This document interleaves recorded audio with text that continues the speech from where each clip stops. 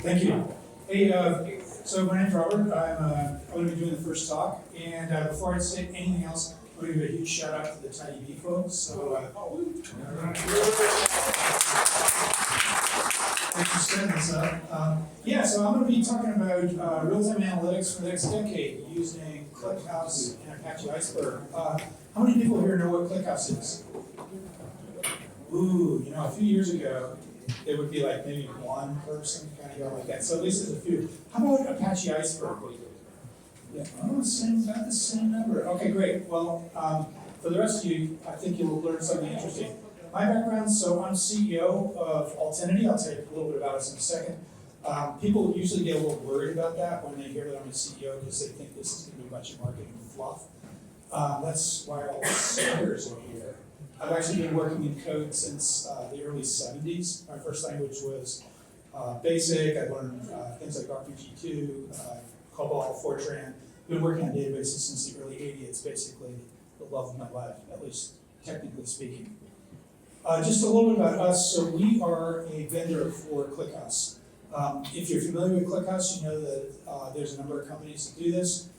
We were the first in the United States market. The company was started in 2017. We've got about 55 people spread out all over the world. It's probably in 20 or 25 countries who are run on the open source model. And we run ClickHouse in the cloud. So we have a cloud that we've been running for 5 years. Enterprise support for people who like to run it themselves. And we just have a lot of experience with databases. Most of the people in the company have been working in databases in one way or another for decades, like me, and we just like it a lot. One thing I want to be totally clear about, we are not the same as ClickHouse Incorporated. That is, they're the 800-pound gorilla in this market. Big company, have a great cloud product. We are friends with them at the level of the code. We fight like cats and dogs when it comes to the business side. So anyway, that's a little bit about us. Let's talk about ClickHouse. So if you haven't heard about ClickHouse, it is a super popular analytic database. And here, I'm just going to move that so it's not cut off. Why is it famous? Well, you can think of it in a way as being kind of like a combination of all the good stuff that you get in a database like MySQL or Postgres, combined with the good stuff that you get in a great analytic database like Vertica. Anybody use Vertica here? No, okay, one of my favorites. So anyway, if you run MySQL, it knows SQL, it's in the name. Runs practically everywhere. It's open source and it has a very simple architecture. Now, on the analytics side, there's a number of things that you need because analytic databases are designed to read data very, very quickly, often in very, very large amounts. So you will have things like storing data in columns. You'll have things like parallel execution and vectorized execution where you treat those columns as arrays, break them up, push them onto the processor, use SIMD instructions to try and get things like adds and multiplies done as fast as possible. You also want to scale to many, many petabytes. We have customers that push, one of them right now pushes about 20 petabytes a day into their ClickHouse cluster. They have about 200 nodes. It compresses down, but it's just a staggering amount of data. And then finally, both of these, both MySQL and ClickHouse are open source. So ClickHouse is Apache 2.0. You can use it for any purpose you want. You can, build your own binaries. And you're pretty much free to do what you want. So anyway, for all these reasons and the fact that it's incredibly fast, it has become very, very popular. So if you haven't seen it before, or even if you have, here's a quick review of the architecture. I won't go too deep, but it's basically, it was designed on what's called a shared nothing architecture. This is a traditional architecture, starting a couple decades ago, and basically what you have a bunch of nodes, a bunch of servers that each have their own attached, they have their own attached storage, and you have them connected over a network. So when you want to run a query, you can hand that query off to one of these servers. That server may share the joy with other servers in the cluster, but it will fetch the data off disk. Typically, most ClickHouse up to maybe 3 or 4 years ago was using block storage. You can increasingly put stuff on object storage. I'll be talking about that later in the talk. But that's basically the architecture. And like many distributed databases, it has something to maintain consensus. We used to use Zookeeper. We've now shifted over to something called Keeper, which is just it's a rewrite of Zookeeper in C++, and it keeps track of who has which data, so that, for example, when we're replicating between copies, we don't get confused about where the data is located and what it needs to rank. So that's how it works. It's actually a very simple system to set up, at least on a laptop, because it's just a single binary. So part of the promise of this talk was to explain why this thing is fast. And if you look at ClickHouse, it is astonishingly quick. The types of use cases that we handle have to do with either humans sifting through very large amounts of data quickly. Like imagine that you are doing log management and you have a broken system somewhere out on your network. So you're starting to see log messages with errors. And what you now want to do is dig into these messages, start to do slicing and dicing queries. So slice by transaction, slice by host, slice by software version, to figure out, okay, what's the locus of these problems I'm seeing, and drill into and diagnose what's going on. So when humans are doing this, if it takes more than a couple of seconds for these queries to get back, it just becomes very, very hard to do these analytics. So we always seek to basically have these results come back in a second or less. The other type of applications we have are where that information is being supplied to software. For example, a service that is rendering a web page. In that case, you have about 20 or 30 milliseconds to bring the result back. So ClickHouse is designed to meet these use cases. And so when you ask why is it fast, well, if there's a way to make a database fast, there's a pretty good chance that someone inside ClickHouse uses it. So these are a bunch of things that we can do. I'm going to focus on just one, which is compression. But there's all these different tricks like projections, there's different sort orders, in-RAM dictionaries where we hold permanent hash tables of data, and then just incredibly honed C++. That's something else that's not really listed here. So what I'm going to do is just work through a couple of examples of what goes on under the covers in ClickHouse. These are simple examples. If you've used it deeply, you'll probably find them kind of trivial. But this is a famous data set called OnTime. It's published by the US Department of Transportation. And there is a row in this database for every single flight of every single commercial United States, commercial flight in the United States. So I came here this morning, I landed in Newark. There is a line in this database now for the flight that I had from San Francisco. This is a query which is taking that database and trying to find the airlines with most cancellations. And what the query is doing is not super important. You can see it's SQL. But what's interesting about it is that red stuff down there, the results here are really fast. So it basically had to touch or think about touching 241 million rows. It was able to give this answer back in 45 milliseconds. Now, to be fair, a lot of the data that it was touching was in the buffer cache, but that is fast. That's way fast. And it touched 3 columns in order to get the answer, but it had to scan every single value in all 3 of those columns. So how do we do that? Well, it helps enormously to have columnar organization with compression. And this picture here gives you an illustration of why columns and compression are so effective. So for example, if this data had been stored in MySQL, we would have had about 60 gigs of data on disk. And because MySQL places the rows all together, so you can, if you have in this particular table it's 109 columns, they would all be sitting in one row. So if you touch one column, you'd have to read the entire row. That means that MySQL would read every single byte of there, all 60 gigs. Now, just by having a columnar representation where the data are effectively stored in arrays, you actually cut down the amount of data that you have to read for every 98%. Because you just don't all the other data is stored in the different columns are stored in different files. If you don't read them, if they're not in the query, you don't touch them. So right there, you've dropped your I/O by 50x. What's really interesting though is this data is also compressed. Arrays of data that have the same type, generally speaking, compress extremely well. It's not uncommon to see, just out of the box 90% compression rates.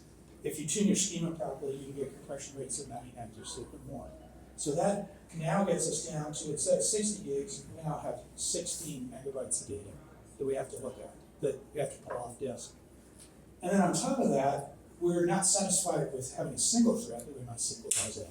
We're gonna have 8 threads, or 16, or 32, depending on how many resources we have. Each of those threads only has to read 2 megs of data. This is the reason why analytic databases with columnar storage are so fast, and why they can answer questions that require scanning the entire length of a table. So this is a really key thing that ClickHouse is very good at. And this next picture shows you what that means as a developer. This is just a picture of a table definition where somebody, in this case, I think it was me, went through a fair amount of effort to tweak the compression, to tweak the codecs, which are ways of reducing data size before they hand it over to compression, to tune this so that we would get the best possible performance and do the least amount of I/O for our queries. ClickHouse gives you all these tools, unlike a database like Snowflake, where things like compression you don't really see. In ClickHouse, it's all there up front. So what that means is if you understand how ClickHouse works and you know these tricks, you can get it to run as fast as basically any database on the planet. On the other hand, if you don't, well, it still may be reasonably fast, but you'll need a little bit of help to tune it. But that gives you an idea of some of the tools that you have available. Vectorized query. So this is where we are breaking the queries up, sort of, because we have these columns, which are basically like arrays. We can break them up into pieces. We can farm out the responsibility for scanning them to different threads. ClickHouse is very, very good at doing this. And in fact, in general, these queries on columnar data parallelize very well. And this is a query which was just running over some simulated instrument data. And you can see that what this graph over there is showing is linear CPU scaling. So as we increase the number of threads, we can go out to 16 threads, and you can see this is a logarithmic scale. You can see that it's a straight line going to 16 threads, and then it starts to tail off a little bit. At that point, adding more CPU doesn't help. But this is a great example of where, hey, if you got if those queries are coming back to the analysts in 2 seconds and you want it to be 1, just add more hardware, and it will drop to 1 based on having that additional hardware. So one final thing. So because this is ClickHouse as it exists today in open source, and so a question you might ask, well, software that great, it could be hard to get it, and maybe it's complicated to set up. This is the shortest possible command to bring ClickHouse up. It helps if you're running on Linux. This will actually work on Mac. I've never tried to I don't use Macs. But this is basically downloading, if you run that command, what it is doing behind the scenes, it's downloading a shell script, which is getting past the shell, and that's going to go pull the right binary for your architecture and plop it onto the file system, and then you can run it right there. And it's a self-extracting binary that decompresses itself, and off you go. There's 2 general sources of ClickHouse. You can go to clickhouse.com. They have what are called official builds. These are released every month, and if you like living on the bleeding edge and you want the latest features, they're great. We use them all the time. We have at least 100 customers use them. We ourselves do stable builds, and that's for people who maybe don't like that read completely raw. Maybe want to only upgrade every couple of years. So that includes a lot of enterprises, banks, and so these are called stable builds, and these have a 3-year tail of maintenance, and they're designed, as the name sounds, we don't release them until we're convinced the software is stable. We backport fixes to make them work. It's a bit like Red Hat, basically. So you can go to either of these and use these if you're building that on ClickHouse. So the speed that I described with the features that I described, ClickHouse has had an incredible impact. It's by far the most popular analytic database out on GitHub. It has about the same number of GitHub stars as Spark, actually, which isn't exactly a database, but essentially does a lot of database-like things. And so that's been great up till recently. The problem is that, and this is something we've experienced ourselves, is that over the last 5 to 10 years, the data sizes have continued to grow, and they're enormous. At this point, as I mentioned, we have this customer that's sticking in 20 petabytes of trace data per day. We have people now who are dealing with data sets that are hitting 100 petabytes, and they're not stopping. They're continuing to. These include particularly things like observability, monitoring LLMs, that's generating a huge amount of data, sort of tracking what LLMs are up to, and to guard against hallucinations or just to understand them better, security management, obviously a lot of stuff, trading applications, gaming, so on and so forth. These data sets are very large. And what this is doing is, as people are trying to build systems to analyze this data, it's starting to get very, very expensive. So we have systems that the basic model for open source ClickHouse is to use block storage, so normal file systems, and then like any good database, it will make replicas. So you have one server, you have another server, you have the third server, you can insert into any one of them, they will replicate the data that they have. And what that means is that you end up with storage prices, because this is replicated block storage, it can be up to 10x more expensive than stored on MS. So that's a problem. And so as these systems get large, you start to get dominated by these costs. The second thing is ClickHouse doesn't have built-in separation of storage and compute. Is everybody familiar? Are you guys familiar with that? The notion that, if you need to, everybody can see the data. If you need things to go faster, just add more CPU. They can all see the data, they split it up. And open source ClickHouse does not do that in a very effective way. So what you end up doing is you end up over provisioning. And so you spend 2, maybe 3 times more on CPU than you don't need to. So these are problems that we're actually working on solving. And so what we've done, we've been working on ClickHouse, submitting to, I think we have about 600 or 700 PRs. What we've begun to do is try to sort of build out open source ClickHouse to solve this problem. And specifically what we're doing is we are building ClickHouse so that it now uses Iceberg as shared object storage. So ClickHouse itself, if you use ClickHouse.com, if you're familiar with ClickHouse Cloud, they actually do something similar inside their cloud. They have something called shared merge tree, and that runs on object storage. It kind of works like Snowflake, basically. What we are doing is building a very similar feature, but doing it in open source and based on Iceberg, which is very, very popular. And so the idea is to have something that's completely compatible with ClickHouse, use Iceberg for the shared storage, and then add what we call swarm clusters, which are just stateless clusters that you can just increase the number or decrease the number based on how much you want to do.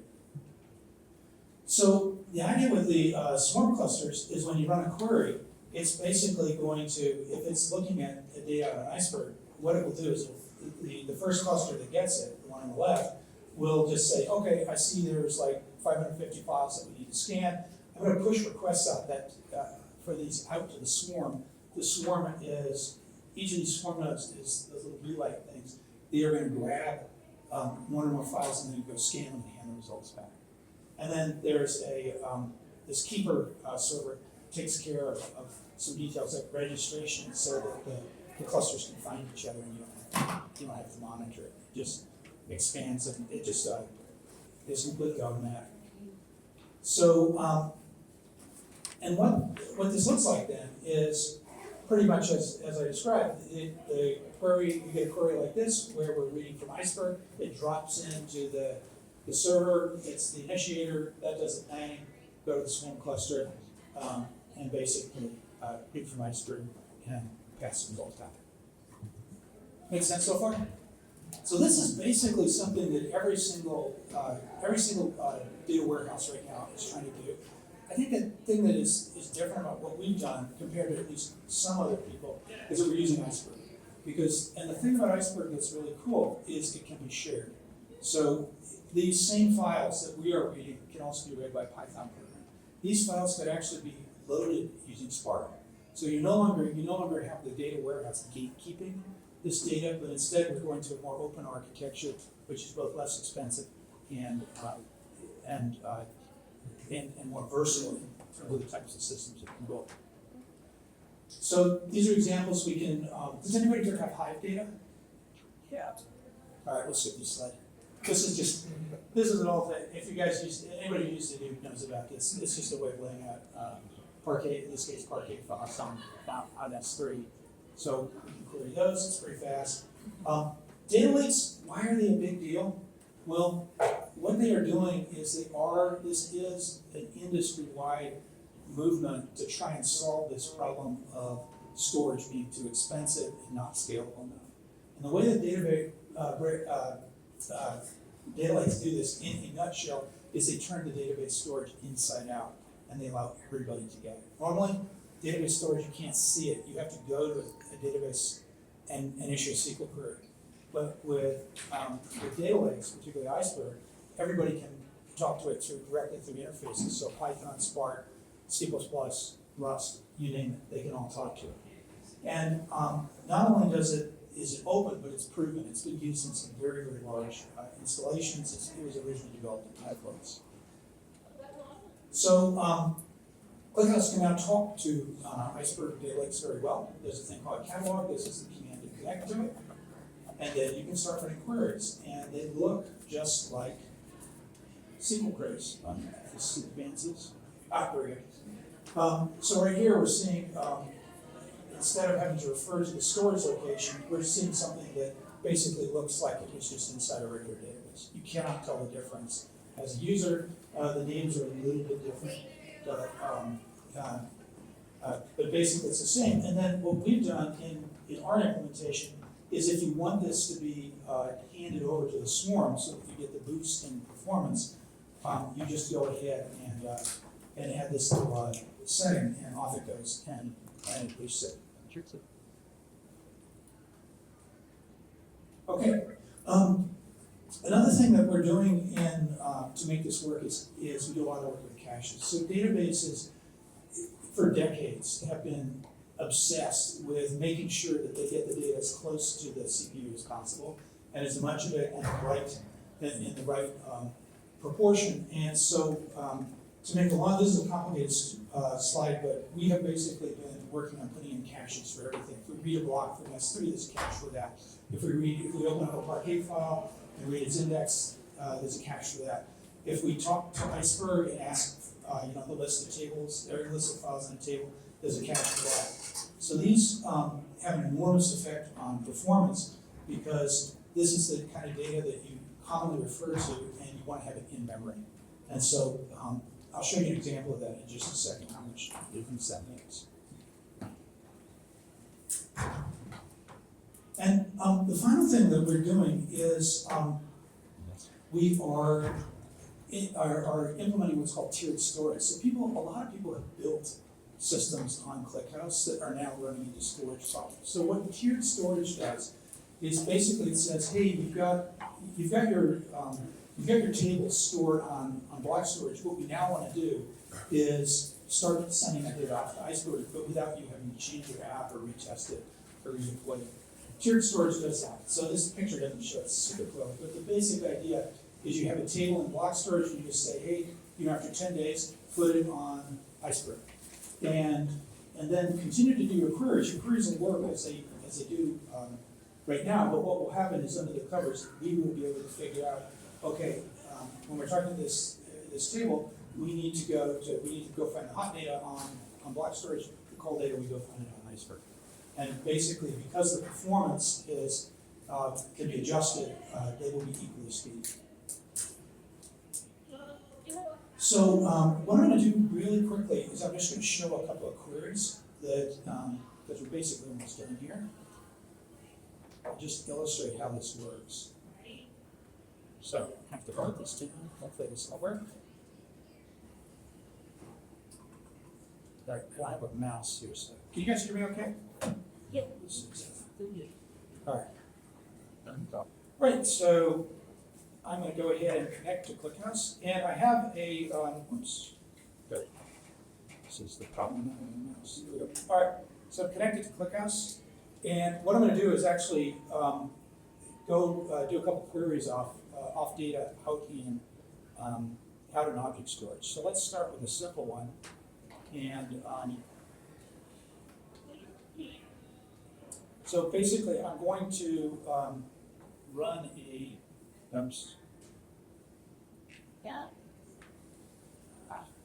Sorry about this. My mouse is unfortunately sitting in my hotel room. All right. All right, so this is an example of reading data off object storage, and it illustrates that, how many people are aware of the fact that object storage is kind of slow? Okay, actually it's not, but if you don't do it right, and most people don't, yeah, I know, that was kind of cool, wasn't it? So what you're seeing is us reading data off object storage, but we don't have much CPU, we don't have taking full advantage of caches. It is slow. If I left this to its own devices, it would take about 40 seconds. What I'm going to do, though, is I am actually going to take this same query and I'm going to turn it over to the swarm. So I'm just going to add an option where I'm going to, oops.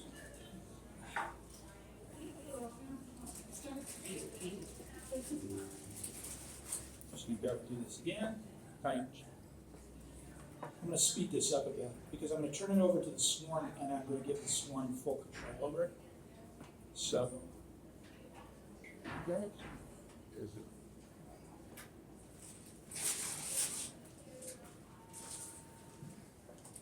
Okay, so this is the same query, and what we're going to be doing here is we've enabled we're passing it over to the swarm. We've now got about 8 times as much CPU available on this. And what happens is this thing, instead of running in what would have been 40 to 60 seconds, is now down to about 2. So this is the effect of applying more CPU, and that CPU also has attached memory. So this is an illustration of how the ability to scale compute and also be able to take advantage of caches just makes data and object storage become almost miraculously fast. In fact, what we found was that the performance that we get now, in some cases, beats the native storage format of ClickHouse running on block storage, which is a surprise to us because 2 years ago it was 10 to 100 times slower. So this is a really big change.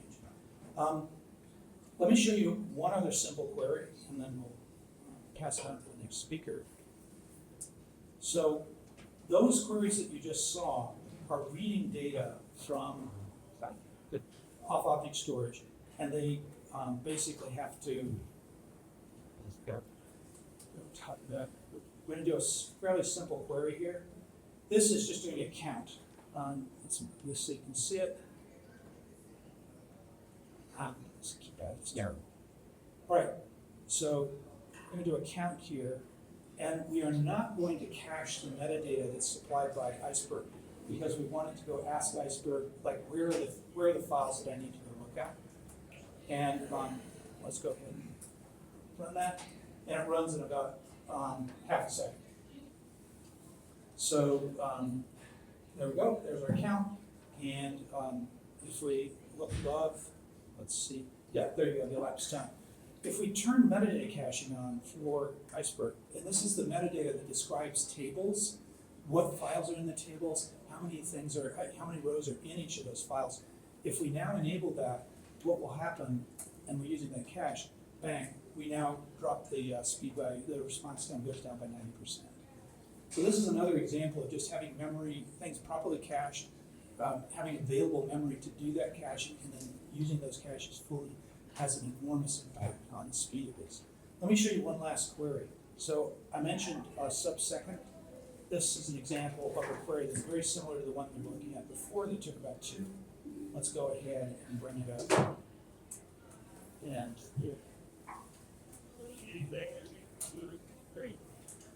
There we go. So this was a query very similar to the one I had before. It's just a query on some sort of random Bitcoin data, collecting sums grouped by day, and is now under sub-second. It was previously about 2 when I was running straight off the object storage.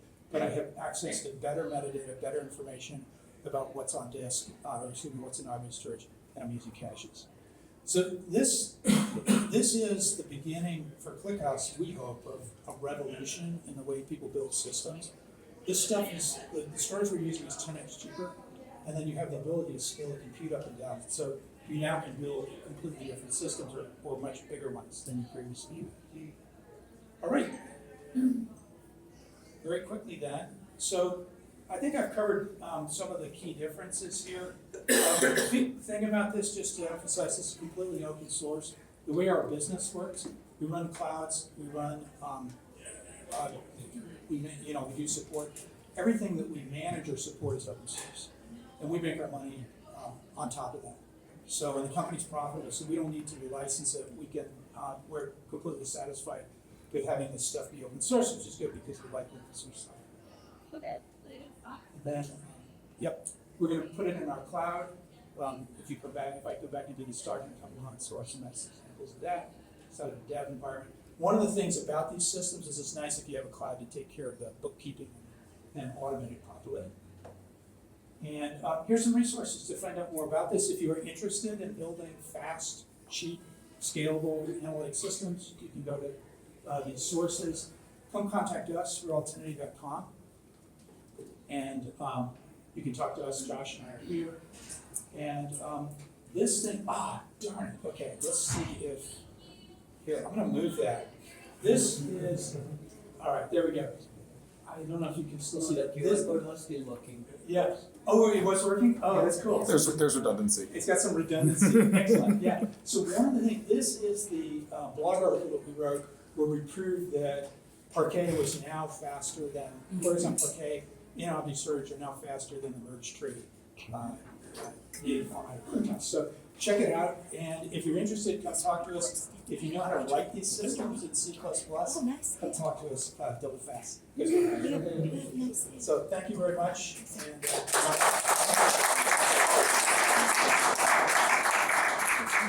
thank you, Mr. and I know we've got another TiDB call talk coming up. I'm going to switch this off, and if you want to, maybe we take a couple questions while you guys are setting up. I have T-shirts for anyone who asks. Yeah, anyone who asks a question gets a T-shirt until we run out. Yes, sir. In terms of video streaming, how does So video streaming, you mean, actually we don't do a lot with video streaming. Just give me 1 second, I'm going to drop this. Here's the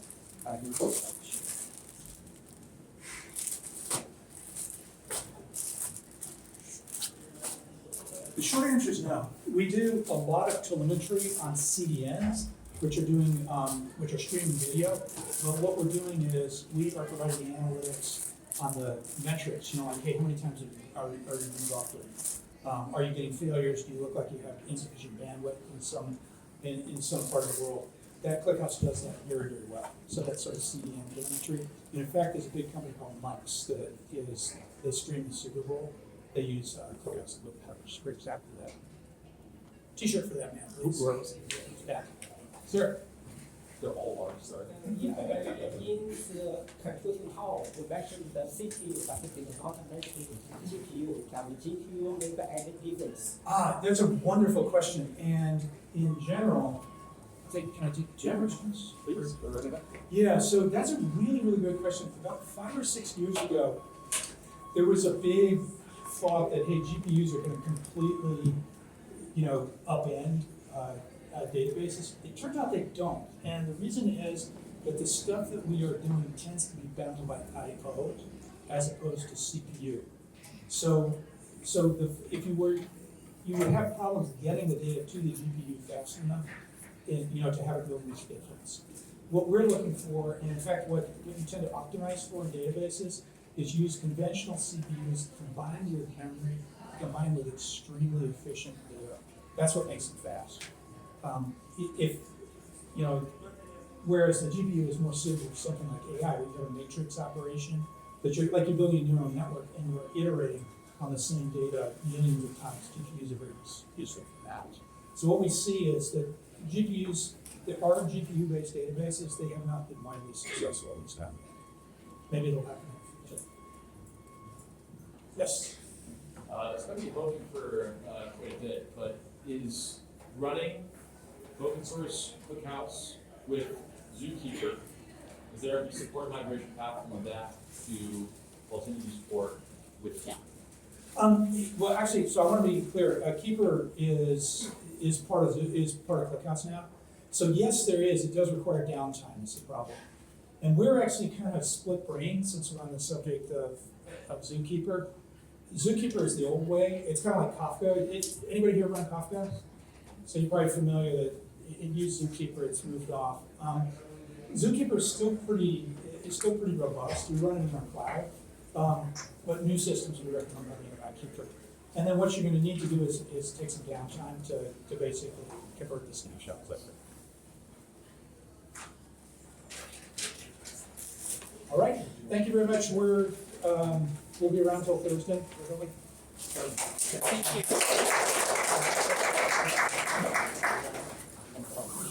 Can you guys hear me? Yeah, Does this thing work? Yep. Cool. All right. Let's thank our